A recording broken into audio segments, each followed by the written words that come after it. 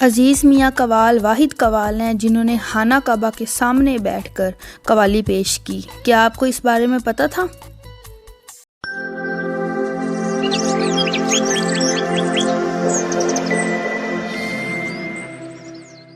السلام علیکم، کیسے ہیں آپ سب لوگ؟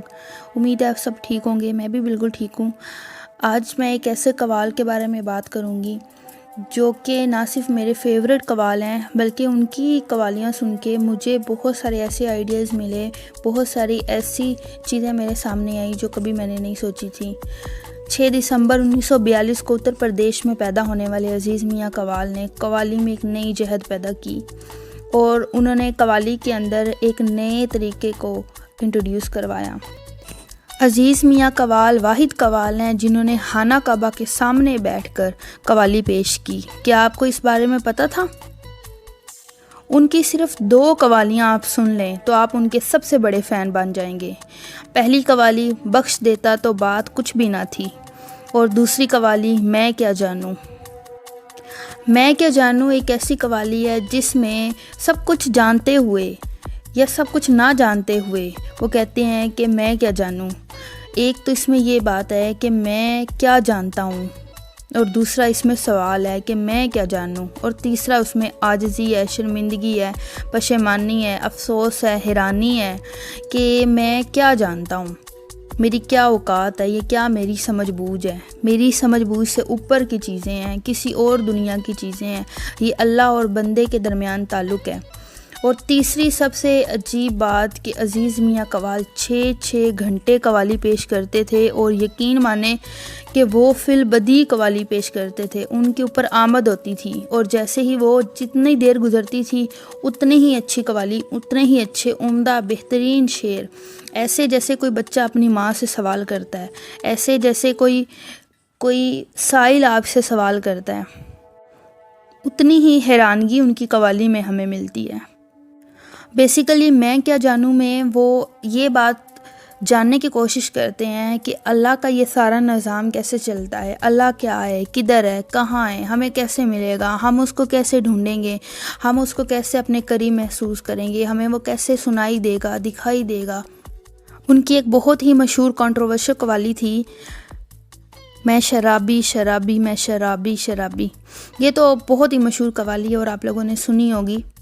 اس میں وہ ایک مزاحیہ واقعہ پیش کرتے ہیں، وہ کہتے ہیں ایک دفعہ میں ایسے ہی بیٹھا ہوا تو میں سوچ رہا تھا کہ جب روز محشر ہوگا سب لوگ اکٹھے ہوں گے، پرانے، آنے والے، موجودہ، ہر زمانے کے، اور اتنے ڈھیروں کا مجمع لگا ہوگا، اور پھر حساب کتاب شروع ہوگا، پتہ نہیں کب جا کے باری آئے گی۔ پھر اچانک مجھے خیال آیا ہو سکتا ہے سب سے پہلے میری باری آ جائے۔ ان کی قوالی میں کیا جانوں کہ کچھ اشعار میں آپ کو اس ویڈیو میں بتاؤں گی، اس کے بعد آپ کو ان کی قوالیوں سے عشق ہو جائے گا، سچی قسم سے آپ ان اشعار کو سمجھیں کہ وہ کیا باتیں کر رہے ہیں۔ عزیز میاں قوال کہتے ہیں میں کیا جانوں، میں کیا جانوں، تو کہتے ہیں میں تو آدم ہوں، آدم ہوں، مطلب ایک ایسی چیز جس کے اندر دم یعنی کہ سانس آتا ہے، دم آتا ہے۔ میں تو آدم ہوں، آدم ہوں، آدم سے ہوئی نافرمانی، جنت سے اٹھا دانا پانی۔ یہ وہ واقعہ ہے جب جنت سے آدم علیہ السلام کو نکالا تھا، ان کو شیطان نے بہکا دیا تھا اور انہوں نے اناج کھا لیا تھا جو کہ نہیں کھانا تھا، منع کیا گیا تھا، اور اسی کو انہوں نے تکرار کے ذریعے انہوں نے پیش کیا ہے۔ سوال پوچھ رہے ہیں کہ میں تو آدم ہوں، اس کے بعد بتا رہے ہیں کہ آدم ہوں، آدم سے ہوئی نافرمانی، جنت سے اٹھا دانا پانی، دانا پانی، ایک دانے پہ ہوئی اتنی نادانی، مطلب ایک دانے کی خاطر جنت کو چھوڑ دیا۔ اے اللہ، ہتا شیطان کی اور آدم کو پھینکا باغ جنت سے۔ تو قصور کسی کا، بہکایا کسی نے، آدم کو نکالا اور سزا سب کو مل گئی۔ اس کے بعد وہ کہتے ہیں کبیرہ میری مالا ٹوٹی، میں رام بھجن سے چھوٹی۔ لوگ جو تسبیح پڑھتے ہیں، مالا پڑھتے ہیں، وظیفے پڑھتے ہیں، اس کے بارے میں ہے کہ میری مالا ٹوٹ گئی، میں رام بھجن سے چھوٹی۔ تسبیح کے دانوں سے ابس کام لیا، یوں مفت کا زاہدوں نے نام لیا۔ اے اللہ تیرا نام تو وہ تھا جو بن گنے لیتے، کیا لطف جو گن گن کے نام لیا۔ اس بات پہ تو میں بھی اگری کرتی ہوں کہ وہ اللہ جو بے حساب دیتا ہے، لگاتار دیتا ہے، بغیر مانگے دیتا ہے، اس کا نام گن گن کے نہیں لینا چاہیے، ہر وقت ہر دم اس کا نام لینا چاہیے۔ پھر وہ اللہ کو ڈھونڈتا ہے، ادھر بھی توں، ادھر بھی توں، یہاں بھی توں، وہاں بھی توں، تو میں توں، تو میں تو، کعبے میں توں، مکتب میں توں، ہم کسے کعبہ بنائیں، کس کو سنگے آشنا کر لیں، کشمکش میں ہے کہاں سجدہ کر لیں۔ ہر جگہ ہی اللہ ہے، ہر ایک کی روح کے اندر اللہ بسا ہوا ہے، دل کے اندر اللہ بسا ہوا ہے۔ پھر کہتے ہیں نقطے کی اونچ نیچ میں سب سے جدا ہوا، آخر الٹ پلٹ کر پھر خدا ہوا، کچھ بھی کر لیں اینڈ پہ اللہ ہی یاد آتا ہے، اینڈ پہ اللہ کے پاس ہی جانا ہے، اینڈ پہ اللہ تک ہی پہنچنا ہے، سارے راستے اس تک جاتے ہیں، ہر چیز الٹ پلٹ کر کے پھر خدا بنا لیا، نہ تھا تو خدا تھا، نہ تھا کچھ تو خدا تھا، نہ ہوتا کچھ تو خدا ہوتا، ڈبویا مجھ کو ہونے نے، نہ میں ہوتا تو کیا ہوتا۔ ایک تو اس میں یہ سوال ہے کہ اگر میں نہ ہوتا تو پھر کیا ہوتا، لے جے میں نہ ہوتا تو پھر کیا ہوتا، وہ والا پنجابی والا غرور۔ اور ایک اس میں یہ ہے کہ میں نہ ہوتا تو پھر کیا ہو جاتا، اور بھی تو دنیا چل رہی ہے نا، میرے بغیر ہر چیز ہو رہی ہے، آٹومیٹیکلی آٹو پے سسٹم چل رہا ہے، ہم یہ سمجھتے ہیں کہ ہم کر رہے ہیں، ہم کچھ بھی نہیں کر رہے ہوتے، نہ ہمیں یہ پتہ ہے ہم نے پیدا کہاں ہونا ہے، نہ یہ پتہ ہے مرنا کہاں ہے۔ تو نہ ہوتا میں، نہ میں ہوتا تو کیا ہوتا، نہ دنیا بنی ہوتی۔ اب وہ کہہ رہے ہیں کہ اچھا یہ اگر آپ عاجزی میں آ جائے نا، میں نہ ہوتا تو پھر کیا ہو جاتا، تو کہتے ہیں نہ دنیا بنی ہوتی، نہ یہ عالم ہوتا۔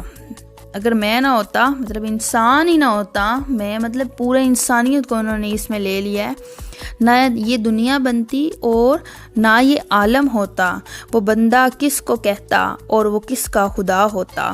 تو یہ سارا سسٹم اللہ نے بنایا ہے اللہ کے لیے، اللہ کی بندگی کے لیے، اللہ کو پانے کے لیے، اللہ کو سمجھنے کے لیے۔ تو قرآن پاک میں بھی بار بار ہے نا کہ وہ سمجھنے والوں کو ملتا ہے، سمجھیں آپ اس کو، اور سمجھ عقل سے نہیں ہونی چاہیے، عقل تو اس میں آتی نہیں ہے، جہاں پہ عشق ہوتا ہے وہاں پہ عقل نہیں ہوتی۔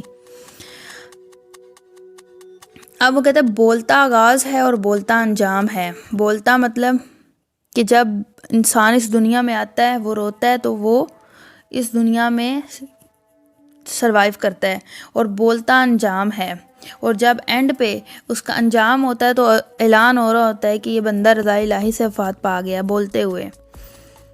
جس کو آدم کہتے ہو وہ بولتے کا نام ہے، جو وجود رکھتا ہے جو بات کرتا ہے وہ آدم ہے۔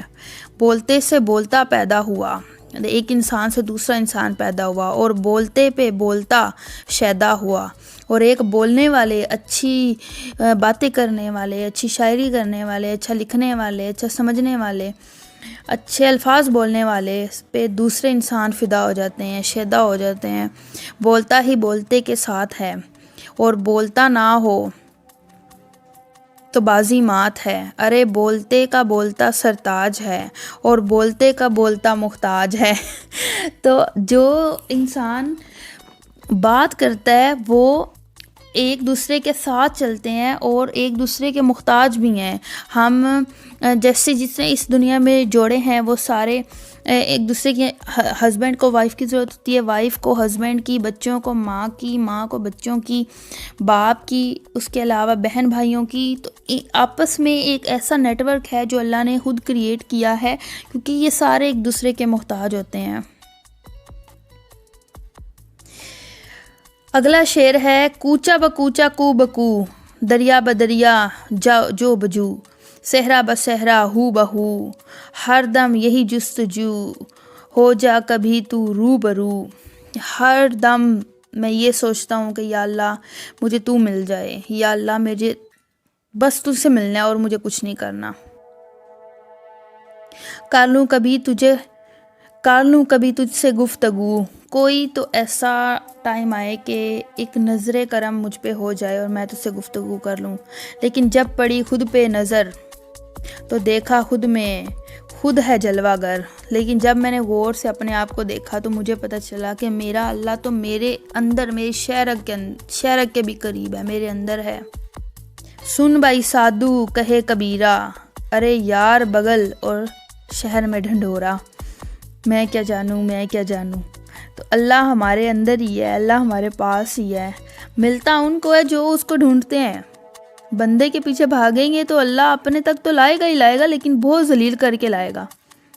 اس لیے آپ نے جب اللہ کے راستے پہ چلنا ہے تو آپ کو ملے گا، ضرور ملتا ہے، لیکن اگر آپ اللہ کے راستے کو چھوڑ کے کسی کے بھی راستے پہ چلتے ہیں، آنا آپ نے اللہ کے پاس ہے، لیکن پھر وہ جو ہوتا ہے نا بھول بھلیا، اس سے گزر کے آنا ہوتا ہے۔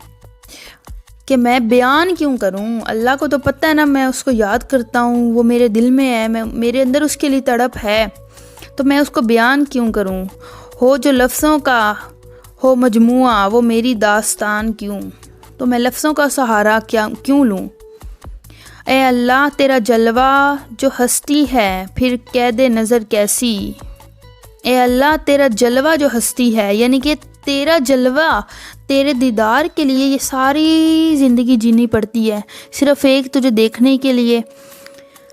تو تیرا جلوہ جو ہستی ہے، پھر قید نظر کیسی، پھر یہ نظر کی حد کیوں؟ میری ہستی جو پردہ ہے، یعنی کہ میری زندگی، میری یہ سانسیں جو چل رہی ہیں، یہی تو پردہ ہے، یہی تو مسئلہ ہے، تو ہو یہ پردہ بھی درمیان کیوں؟ تو اس پردے کو کیوں نہ ہٹا دے اللہ، تاکہ میں تجھ سے مل سکوں، تجھے دیکھ سکوں۔ اور اس کے اندر ایک اور وہ شعر کہتے ہیں کہ اگر ہم جو تسبیح پڑھتے ہیں اس کے اندر ہم اللہ اللہ اللہ اللہ پڑھتے رہتے ہیں ہر دانے پہ اوپر، ہر دانے پہ، لیکن اللہ ہر دانے پہ تو ہے ہی نہیں، اللہ تو ایک ہے، اور اگر وہ کسی ایک دانے میں ہے تو باقی سب دانوں میں کیا ہے؟ تو ایسی سارے باتیں اس پوری قوالی کے اندر ہیں، 1 گھنٹے سے بھی زیادہ کی قوالی ہے، اور وہ بار بار یہی کہہ رہے ہیں کہ میں کیا جانوں، اور یہ اس کا صرف پارٹ 1 ہے، اس کا آدھا حصہ ہے، اور باقی آدھے حصے کی ڈیٹیل دوبارہ انشاءاللہ میں دوں گی، تاکہ ہم مزید اپنے آپ کو سمجھیں، اللہ کو سمجھیں، اور ان اشعار کے اندر ڈھونڈیں کہ ہمیں کیا سمجھایا جا رہا ہے۔ اور ہمیشہ یہ بات یاد رکھیں، میرا اس بات پہ یقین ہے کہ اس دنیا میں جتنے لوگ بھی مشہور ہوئے ہیں، چاہے وہ روحانیت میں، چاہے وہ شاعری میں، چاہے وہ سائنس میں، جتنے لوگ، یہ لوگ کہیں نہ کہیں اللہ سے کنیکٹ ہوئے ہیں، اور ان لوگوں کی جو آواز ہے، ان لوگوں کے اندر جو درد ہے، جو تڑپ ہے، وہ اللہ تک پہنچی ہے، اس لیے وہ لوگ چلے گئے ہیں، لیکن ان کا کلام ابھی تک زندہ ہے اور ہمیشہ زندہ رہے گا۔ اور یہ مجاز اور حقیقی کا تعلق جو ہے، یہ شاید اس لیے ہے کہ انسان اپنے آپ کو پہچانے اور اپنے رب کو پہچانے۔ وہ اس طرح میں آپ کو سمجھاتی ہوں کہ جب آپ عشق مجازی میں جاتے ہیں نا، جب آپ کسی کو یہ سمجھتے ہیں کہ آپ کسی کے لیے اہم ہیں، اور جب آپ کو یہ پتہ چلتا ہے کہ آپ کسی کے لیے بھی اہم نہیں ہیں، چاہے وہ کوئی بھی ہو، چاہے وہ کوئی بھی اسپیشل ہو، جب آپ کسی بھی چیز میں دعویٰ کرتے ہیں نا، یہ چیز تو ویسی ہی ہے جیسے میں چاہتا ہوں، آپ کو ہمیشہ اس دعوے میں ناکامی ہوگی۔ یہی تو وہ چکر ہے، یہی تو ڈاکٹر جاوید احمد کہتے ہیں کہ اللہ ایسی بھول بھلیا میں ڈالتا ہے، ایسی کاموں میں الجھاتا ہے جب تک آپ کو خود ہدایت نہیں آتی۔ اور پھر آپ یہ کہتے ہیں کہ اللہ مجھ سے پیار نہیں کرتا، اللہ کو میں اچھا نہیں لگتا، کیونکہ آپ اللہ کو اچھے نہیں لگتے، کیونکہ آپ اپنے آپ کو اچھے نہیں لگتے، آپ کو وہ کام سوٹ ہی نہیں کرتے جو آپ کرتے ہیں۔ جب آپ اپنے آپ کو پہچاننا شروع کر دیتے ہیں، اپنے آپ کو سمجھنا شروع کر دیتے ہیں، آپ چیزوں کو آبزرو کرنا شروع کر دیتے ہیں، پھر آپ کو پتہ چلتا ہے کہ چیزیں آپ جو سمجھتے ہیں وہ آپ کو نہیں ملتی، ایک تیری چاہت ہے اور ایک میری چاہت ہے۔ اگر تو وہ چاہے جو میری چاہت ہے تو میں تجھے وہ دوں گا جو تیری چاہت ہے، لیکن اگر تو وہ چاہے جو تیری چاہت ہے تو میں تجھ سے وہ لے لوں گا جو تیری چاہت ہے، اور ہوگا اینڈ پر وہی جو میری چاہت ہے۔ اور یہ چیزیں ہمیں سمجھ آ جاتی ہیں جیسے جیسے ہم زندگی گزارنا شروع کر دیتے ہیں، جیسے ہی ہم بے لوث ہونا شروع کر دیتے ہیں، ہمیں ہر چیز کے اندر کوئی خوبصورتی نظر نہیں آتی، ہر چیز، کوئی ایسی چیز نہیں ہوتی جو ہمیں امپریس کرتی ہے، نہ دولت، نہ شہرت، نہ پیسہ، نہ عیش، ایون اس دنیا کا دنیاوی مجازی عشق اور پیار بھی ہمیں اٹریکٹ نہیں کرتا. ہمیں کسی بھی قسم کی فیلنگ نہیں آتی. ہمیں ایسا محسوس ہوتا ہے کہ ہم ایک سمندر میں ہیں اور اس سمندر کے پانی نے ہمیں ہر طرف سے گھیرا ہوا ہے اور ہمارا سانس بھی نہیں رک رہا. ہم سکون کی حالت میں ہیں. نہ ہمیں کسی چیز کی خواہش ہے، نہ ہمیں کسی چیز سے پیار ہے صرف اس لیے کہ پیار ہے، نہ اس لیے نہیں کہ ہمیں ان چیزوں سے کچھ چاہیے. غرض نہیں ہے، بے غرض پیار، جیسے ایک ماں پیار کرتی ہے اس طرح کا پیار ہر ایک سے. کسی نے اچھا کیا برا کیا، کہنے میں آسان ہے باتیں. ظاہر ہے جس نے برا کیا وہ ہمیشہ آپ کو چبھتا رہے گا، لیکن آپ چھوڑ دیں. آپ کچھ بھی نہ سوچیں، آپ اللہ پہ چھوڑ دیں. اپنے آپ کو، اپنی باتوں کو، اپنے خیالات کو بس اللہ کے حوالے کر دیں، اور پھر دیکھیں آپ کو کتنا سکون ملے گا. میں ہمیشہ جب بھی میں اسکول جاتی ہوں میں یہ دعا کرتی ہوں کہ یا اللہ میری یہ سارا زندگی، میرے سارے خیالات، ایون میرے ڈر، خوف، میرے خواب، میری خواہشات، ہر چیز تمہارے حوالے. ہر چیز، میری فزیکل باڈی، میرا روح، میرا دل، جسم، ہر چیز میں آپ کے حوالے کرتی ہوں. میرے رشتے، بہن بھائی، امی ابو، ہر چیز جو بھی ہے آپ کے حوالے کرتی ہوں، ساری فیملی. اور پھر اچانک سے میرے اندر ایک سکون آ جاتا ہے. مجھے یہ محسوس ہونے لگ جاتا ہے کہ کوئی ہے جس نے میرے اوپر سے سارا بوجھ ہٹا لیا ہے، جس نے سارا وزن اٹھا لیا ہے، اور میں بالکل خاموش اور سکون کی حالت میں چلی جاتی ہوں. اور کبھی کبھی میں اپنے آپ کو اپنی ذات سے بھی باہر نکال لیتی ہوں. بس یہ میں سوچتی ہوں کہ یہ ارد گرد کیا ہو رہا ہے، بالکل نیوٹرل ہو جاتی ہوں، زیرو پہ چلی جاتی ہوں. پھر وہ اگر کچھ یاد آ جائے، کچھ برا، کچھ واقعات یا کچھ ایسی چیزیں جو میں چاہتی تھی کہ نہ ہوں، کچھ دکھ دینے والے باتیں، تو پھر اس چیز میں مجھے دوبارہ سے وہی فیلنگز آنی شروع ہو جاتی ہیں. لیکن پھر میں اپنے آپ کو بالکل زیرو کرنے کی کوشش کرتی ہوں کہ میں نے نکال دیا، ہر چیز کو نکال دیا، ہر خیال کو، ہر چبھنے والی بات کو. بس اپنے آپ کو خاموش کر لیں، چپ ہو جائیں، بس دیکھیں.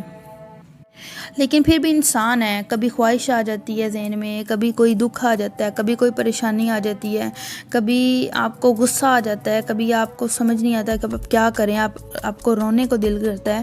لیکن کبھی کبھی میرے ساتھ ایسا ہوتا ہے کہ ہفتے میں 5-6 دن مجھے کوئی فیلنگ نہیں آتی، کچھ بھی نہیں. مطلب مجھے ایسا لگتا ہے جیسے جو کچھ میں کر رہی ہوں نا، بول رہی ہوں، یا میں مطلب ایز اے ٹیچر میں کیا کر رہی ہوں، اور گھر میں کیسی ہوں، میں سب کچھ نہ مطلب سرسری کر رہی ہوں.